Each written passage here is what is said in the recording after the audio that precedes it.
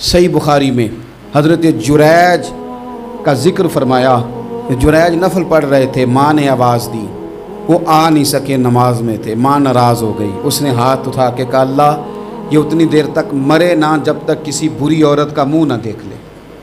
کسی اور کی دعا کے لیے سند نہیں ہے کہ وہ تیرے حق میں ضرور قبول ہوگی، لیکن ماں باپ کی دعا کے لیے میرے نبی پاک نے سند بیان کی ہے۔ سید عالم صلی اللہ علیہ وسلم فرماتے ہیں جب بھی ماں باپ اولاد کے لیے ہاتھ اٹھاتے ہیں رب ضرور قبولیت کا شرف عطا کرتا ہے۔ تو جہاں سند موجود ہے نا، کچھ افتتاح پاجی سے بھی کرا لینے چاہیے، کچھ کام شروع کرنے سے پہلے صرف اماں سے ہی دعا کرا لینی چاہیے، یہ والا افتتاح بھی بڑے کام کا ہے کیونکہ یہاں سند بیان کر دیا میرے نبی کریم۔ تو جناب جریج کی ماں ناراض ہو گئی، کہنے لگی اللہ اس نے میری بات نہیں سنی، اب تھے تو وہ نیک لیکن رب کریم کی حکمت کا تقاضا ہے، ماں کی دعا کو بھی قبول کرنا تھا، اللہ نے آزمائش میں مبتلا کر دیا۔ والدہ تو چلی گئیں، وہ ایک خیمے میں، ایک کٹیا میں، ایک جھونپڑی میں عبادت کرتے تھے، اللہ کو یاد کرتے تھے، رب رب کرتے تھے، اور لوگ ان کی بڑی تعریف بھی کرتے تھے، لوگ ان کے ارادت مند بھی تھے، عقیدت مند بھی تھے، اہل محبت بھی تھے۔ ایک عورت آ گئی، بس وہ اللہ کی حکمت پوری ہونی تھی، اس نے آ کے پہلے تو انہیں اپنی طرف مائل کرنا چاہا، جب نہ مائل ہوئے تو الزام لگا دیا۔ یہ ہمارے دور کا تقاضا ہے، لوگ پہلے آپ کو اپنے حق میں قائل کرتے ہیں، اپنی فرما برداری میں لانا چاہتے ہیں، اگر آپ نہیں آتے تو پھر وہ آپ کو مجرم قرار دے دیتے ہیں، یا میرے ساتھ چل ورنہ پھر میں تیرے خلاف پراپوگنڈا کروں گا۔ دو ہی باتیں، پہلے اس نے قائل کیا، جب جناب جنید قائل نہ ہوئے تو اس نے قریب ایک چرواہا تھا، اس چرواہے کے ساتھ جا کے منہ کالا کیا، مقررہ وقت پہ بچہ پیدا ہو گیا۔ لوگوں نے کہا کس کا ہے؟ کہنے لگی اس خانقاہ میں، اس حجرے میں عبادت کرنے والے کا ہے۔ اگر کسی دیندار پر ذرا سا بھی الزام لگ جائے تو آپ یقین کریں کہ بڑے بڑے خوفناک لوگ بھی نیک ہو جاتے ہیں، جن کا اپنا سارا ماضی کالا سیاہ ہو وہ بھی اجالوں کے راہبر بن جاتے ہیں، جن کی اپنی زبانیں ساری زندگی آلودہ رہی ہوں وہ بھی بڑے بڑے اعلیٰ سچ بولنے لگتے ہیں۔ اعلیٰ کچے میرے مکان کی دیوار کیا گری، لوگوں نے تو میرے صحن میں رستے ہی بنا لیے۔ بڑے لوگ آ جاتے ہیں پھر بڑا کچھ کرتے ہیں اور بڑے بڑے خوفناک جملے کستے ہیں، بس کو نقطہ جو ہاتھ آ گیا ایسے جیسے گرنے کا انتظار کر رہے تھے۔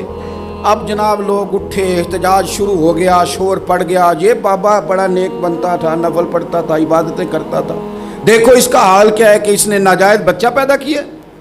بغیر تحقیق کے میں کہہ چکا ہوں کہ الجھے الجھے بکھرے بکھرے روز و شب دیکھے گا کون، لوگ تیرا جرم دیکھیں گے سبب دیکھے گا کون، لوگ تیرا جرم دیکھیں گے سبب کوئی غور نہیں کرتا کہ وجہ کیا تھی۔ او بھائی کچھ تو مجبوریاں رہی ہوں گی، یوں ہی کوئی بے وفا نہیں ہوتا۔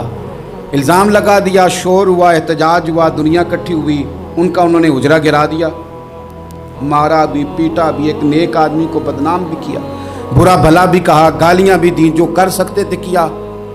اب جب سزا دینے لگے نا تو جناب جریج کہنے لگے تھوڑی سی اجازت دیتے ہو، مار تو تم نے دینا ہی ہے۔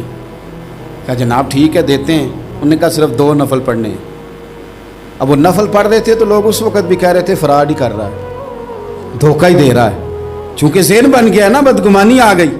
انہوں نے 2 نفل پڑھ کے ہاتھ اٹھائے، کہا اللہ جانا تو میں نے ہے، پر اس رسوائی کے ساتھ جنازے تک نہیں خراب ہو جاتے، قبریں تک نہیں لوگ بدنام کر دیتے، کہ اللہ جانا تو ہے پھر اس رسوائی کے ساتھ، تو میری مدد فرما، اب تو میرا کیس تیری ہی عدالت میں ہے، تو رحمت کا دروازہ کھول۔ ہاتھ اٹھائے، دعا مانگی، نفل پڑھے، پورے مجمع پہ نظر دوڑائی، کوئی نہیں تھا سپورٹ کرنے والا۔ کل تک جو کہتے تھے نا تیرے لیے جیئیں گے، تیرے لیے مریں گے، ساری عمر ہی آٹا گدہ ہے، لکھاں کیتے نہیں پیڑے، اب وقت آیا ہی تے محمد بخشا کوئی نہیں ہو بیٹھا نیڑے۔ ایک بندہ بھی نہیں تھا، ووٹر سپورٹر ساتھ دینے والا کوئی نہیں تھا۔ تو جناب جنید بچے کی طرف اشارہ کر کے کہنے لگے کوئی نہیں بول رہا، تو ہی بول کے بتا دے تیرا باپ کون ہے، تو ہی بول کے بتا دے کون ہے۔ اللہ اکبر۔ میرا رب جب چاہے تو بچے بولتے ہیں، رب چاہے تو گونگے بولتے ہیں، رب جب چاہے تو پھر پتھر بھی بولتے ہیں۔ جب کہا نا تو ہی بتا تو بچہ بولا، اور بول کے کہنے لگا میرا باپ جریج نہیں، میرا تو وہ ہے جو بکریاں چرانے والا ہے، وہ میرا باپ۔ جب رب کریم نے توفیق دی تو بچہ بول پڑا۔ جب رب بندوبست کرتا ہے کسی کی عزت کی حفاظت کا تو پھر کوئی اسے رسوا کر سکتا